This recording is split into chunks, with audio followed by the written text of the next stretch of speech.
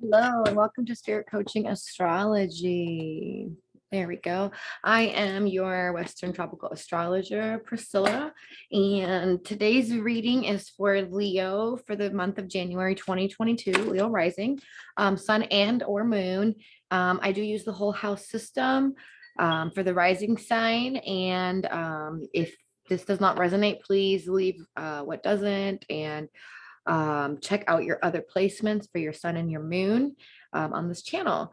If you would like a personal reading, you can book with me at spiritcoachingastrology.com, and the website is linked below in the description box. Okay, so let's begin. Leo rising. So we have a lot going on this month as far as the energies on the collective level. So there was a new moon in Capricorn on the 2nd, and this actually was let's see, the new moon happened in your 6th house. So your 6th house of work, your coworkers, your health, and 6th house rules pets. It rules service to others, in your day-to-day work activities. So at the moment, you have the sun there, Venus, and Pluto. So when the new moon happened on the 2nd, this was really highlighting your emotional state and your feelings in regards to, your persona, your ego, your possibly your love life and your connections with people that you love, and women around you, as well as romantic partners. And dealing with things of transformation with Pluto sitting there, maybe psychological fears or things that might be hidden from you. And as well as sometimes the 7th house is open enemies, but sometimes the 6th house can be too, depending on what astrological system you go by. I like to use both the houses as that type of house. Mainly because the 12th house is hidden enemies, and the cross house would make sense for it to be the 6th house for open enemies, but the 7th house also can represent open enemies. So this kind of highlighted that moment for you. If there was any type of quarrels or issues at work with females, or just emotional things happening at work around coworkers, and really intense things, or even transformations and changes around the workforce that weren't so much a good thing for you in your eyes. It will find its way resolving itself, as we progress into this week coming up.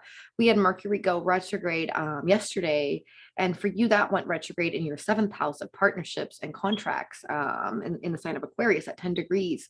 So this could really have a theme to do with your career life and your your bosses or your contracts that you are involved in. There you could feel a really big shift and push in changing something there tremendously, or transforming something in the area of work, and how you work with others in your day-to-day personal one-on-one relationships.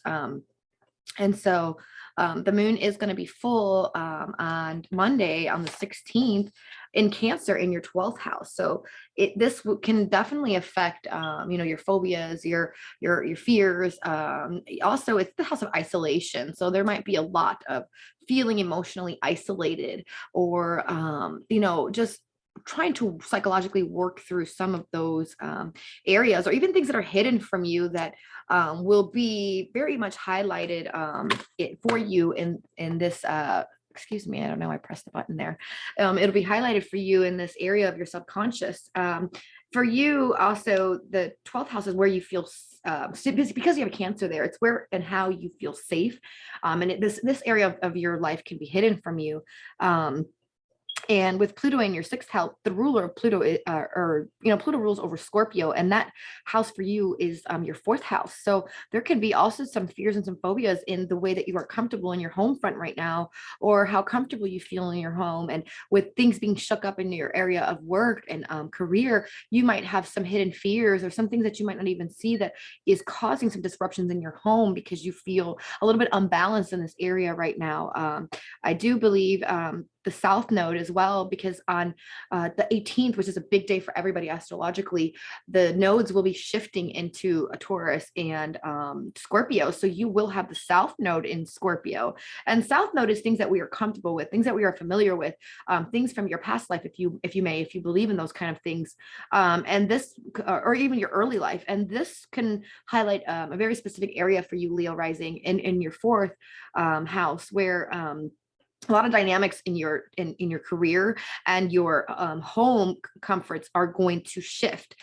This will be pretty much the focus for the next 18 months for you, with the nodes. And as at the same time, on the 18th, Uranus will be going direct as well. And that is in Taurus, in your 10th house as well, in career. So you might even get some new changes around your career for the next 18 months, or a push into really progressing in that area for you. Now this is where you might even see some drastic changes, or some type of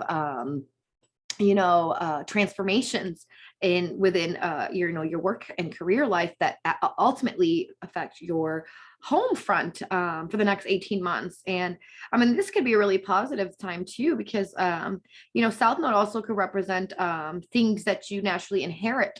And since Scorpio rules, inheritance and other people's money and resources, this could be a time where some, connections to some roots of heritage or family or inheritance can come up for you now, and you can definitely receive some type of monetary resources for you that suddenly come up in the home front, that will allow you to feel a little bit more stabilized in this area for you. This could also be an area where you psychologically can start working through some issues that you might have centered around mother figure, or the person that was most nurturing to you in your home front growing up, as a child, or in your early years, or also how you connect with women in your life. This could be all really highlighted for you as the moon gets full or moves into Cancer, and when the nodes shift and Uranus goes direct. Right now you have Mars in your Sagittarius in your fifth house, and this is the house of children. This is the house of entertainment, leisure, fun, pleasures, things that you fancy, things that you like, things that make you feel happy. And this is there's been a lot of action in this area for you, or even just the need of passions, and maybe some feeling like you really need some action in this time. And so it's been either developing a lot for you, or there's been just some real intense passion and some energy around this for you. There possibly could have been a lot of arguments with children, if you have adult children, or just maybe some quarrels or some differences, or just even hanging out together more, spending more time with your children, going out and doing fun things with your children. And the Mars will move eventually into Capricorn, which is going to move into your sixth house. So you're going to see a lot more action around work as well. And you could even have change bosses, because Mars rules over men, and as it moves into Capricorn, with the sun there and Venus moving in retrograde, and eventually hitting Pluto again, there's going to be some transformations in this area. So right now as well, with as I mentioned, you have Aquarius, seventh house of Mercury going in retrograde as of Friday. Saturn as well sits there. So in your partnerships, in your contracts, in your close one-on-one relationships, even in possibly a marriage, or with boyfriends or girlfriends, or even close friends, or anybody that you might have business contracts with. This with Saturn sitting there, you might have been feeling really, really limited, or maybe some slow progress, some restrictions in this area. There could have been some maybe a feeling of being limited or controlled or dictated on, and so now there'll be some Saturn is moving out of its Saturn is moving out of its shadow period now. So this with Mercury going in retrograde, this can really help develop, going back and revising the story, going back and reassessing those contracts, going back and establishing better ways of moving the energy and the motion, because Mercury is the messenger. So it's going to bring some messages. It's going to, it's going to make you go back and look at these things, and I'll possibly see it in a different light, because Aquarius is like the star. It is really just being innovative, moving progressively forward, and not really ultimately staying so much in the past, but moving forward in a very unique way, and finding solutions to situations that can be fair for everyone, because Aquarius is all about being fair and equal on a very humanitarian level here. So if there's contracts that were messy, this is going to shine a little bit on this area of life, but not so much to punish you, but in order to help you fix what you have started that has been a little bit bumpy or limited or restrictive. This is now going to open up a very more profitable and more forward moving motion, or feeling of like you're finally going to get somewhere with this. So make sure that you revise these things with with these type of themes in the seventh house, with Mercury in retrograde, and try to shy away from really implementing any action in it until Mercury goes direct in early February, the first week of February to be exact. And at this moment, Mars will be moving into Cap, so this is where we will establish putting the work into these things. In Mars in Sag at the moment, it's all about pleasures and passions, and looking into the future. But sometimes Sag can skip steps, as it's very like grandiose. With Jupiter, it's always about being positive, with sometimes with blind optimism, or with the rose-colored glasses on, without really like looking at all of the things. It can miss steps, because they're just always always so excited for the future, and they're very jolly people. I really admire them a lot. They don't get caught up in the what ifs or the pessimism of things. So, and Mars with that really big action feeling energy, they're both fire signs. Mars rules Aries, as well as Scorpio. You can see that a lot of these desires developing for you, Leo. And now when we move it into Capricorn, this will be a good way, when Mars moves in there, to really feel like you're going to start actually implementing the work needed to develop these goals that you have set for yourself, Leo rising, sun and moon. At the moment as well, Leo, you at the end of December, Pisces entered into your eighth house for you. Sorry, Jupiter entered into Pisces in your eighth house for you. And so this could have either expanded a lot of psychological issues for you on a more profound level, on a deep level.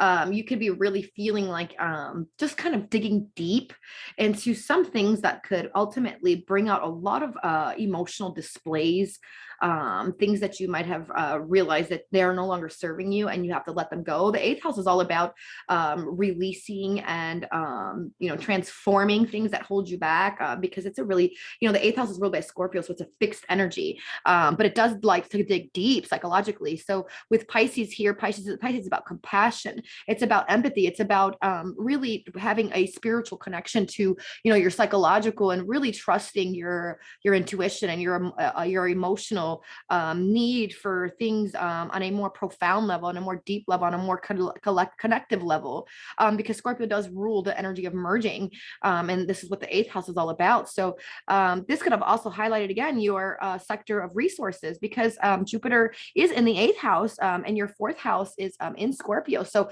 shared resources with how this brings balance into your home life, and there can be ultimately some blessings around possibly real estate for you, again, inheritance, or gaining a home, or moving into a different home, or even just feeling more stabilized psychologically in the home, or with partnerships that you live with in the home, or with people that you live with in the home. Even if it's children, you can start to stabilize if there's been some quarrels and some really tense, angry, or conflicts with children, or with authorities even. Because Mars can rule authority figures, and Sag can also rule authority and law. And if you had any things with law as well, this could really just hash things out and clear up some of the misconceptions you've had. But you do have to be careful because Neptune does sit in 20 degrees in Pisces, and Neptune is a little bit about delusions. It's a little bit about fantasies. It's a little bit about the love story that we think is happening, and we are holding on to, and ultimately it's more so deceptive.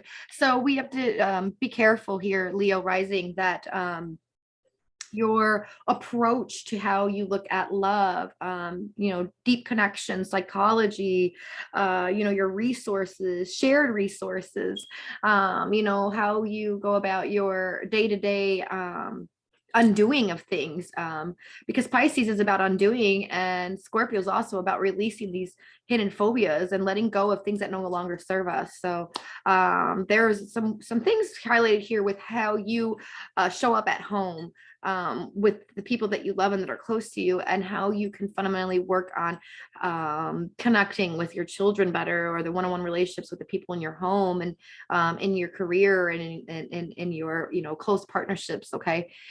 Chiron is at 8 degrees in your ninth house in Aries. So there's a lot of revising of your childhood, well, how do I say this? Your childhood beliefs with spirituality and higher connections with, even religion, things of religion. You might have been going through and undoing some of these old, outdated beliefs that are no longer serving you as well. And so Leo rising, sun and moon, you're also dealing with possibly could be feeling like you need to go back and really possibly assess what you might have started on a school level. If there was some type of higher learning or institutions that you are associated with that you might have in the late year have possibly signed up for, you might be going back and really questioning, is this what you want to do?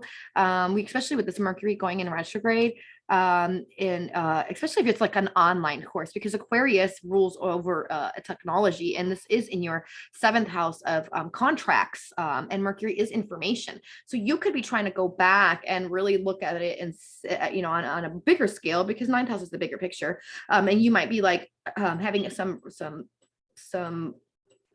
fears about is this even the right path? So this would clear up for you once Mercury starts to station direct. And for you guys as well, like love is, Venus is rules love, but also rules material. It also rules over money. And your Libra house is your 3rd, and your Taurus house is your 10th. And I'm mentioning this because Venus rules over Taurus, and it also rules over Libra. And your 3rd house is about communication. It's about local travels. It's about neighbors. It's about siblings. So, this, and your 10th is about career, and how you show up in the world. And so with, Mercury going in retrograde here, you could be also revising how you bring money, because Venus is also in retrograde, how you bring money into your local community, or how you share these resources as well, or how, if you even love the job that you're in, and how you can find ways to better transform the career that you're in, or even change careers altogether. Okay, there could be some neighbor that could help you in this, or something in a local community that could help you with this. And then as Uranus stations direct in your 10th house, it's going to really push you towards that goal. And this is going to be really some really scary grounds for a lot of us astrologically, especially you, Leo, rising, moon, and sun, because you're a fixed sign. So all the fixed signs might be having trouble with really accepting not knowing what is next, or just really playing a lot of guessing games. I feel like everybody astrologically is feeling that we all really don't know where the heck we're going. And so we might have plans, we might have goals, we might have aspirations, and we're really trying to work towards them, even in this massive unknowing time that we're in with COVID and restrictions and lockdown, and government laws changing, and everything's just up for grabs. But a lot of this is asking you to hold on to some faith, a little bit of faith and beliefs here, Leo, because you know, ultimately this direction that you're going in can definitely highlight your career life for you, and in a good way. Uh, Another thing that is really interesting here, I don't want to say that you're gonna lack resources here, but it could really change your resources. What you're used to and how you're used to getting your resources in, and shared resources, and your money is ultimately just going to change completely. And so I want you to do your best to not be afraid, because something else is going to open up for you. A door is going to open for you, and it's going to bring a new change. And as fixed sign, like I said before, it's very uncomfortable, but it's best to kind of work with this energy. Don't work against it. Okay. At the moment, Gemini is in your 11th house. Your north node is there, and so the south node is in the 5th house. So a lot of the fun and leisure time will be changing up for you as the nodes move. The highlight won't be so much in ideals and information. It's going to be now in how you find structure and balance between the spiritual and the unseen versus the physical and the seen. Okay. And for you, the 10th and your 4th house, which is home and career and mother and father, there will be a lot of themes around those things. Okay, there'll be a lot of issues and a lot of energy around those themes this year for you, especially in January. Is going to kick off a lot of this stuff for you. So I hope that this makes a lot of sense and that it resonates with you, Leo's rising, sun, and moon. And if it doesn't, again, please check out your other placements on this channel, and specifically your rising, or well, your rising, of course, this one's for, but specifically your sun and your moon. Your rising is your embodiment. It is how you show up in the world and how others see you. And you know, your sun is your soul purpose and what we strive to do and be. And your moon is your inner emotion. So it takes 3 components, sun, moon, and rising, to make up your personality. Just like in psychology, it's your id, ego, and super ego. So again, if this resonates, you know, take it. What if it doesn't, leave what doesn't. If you would like to book a personal reading with me, please, you can book with me at my website at spiritcoachingastrology.com. And the link is in the description box below. So yes, thank you. And I will see you guys in February for your 2022 February reading.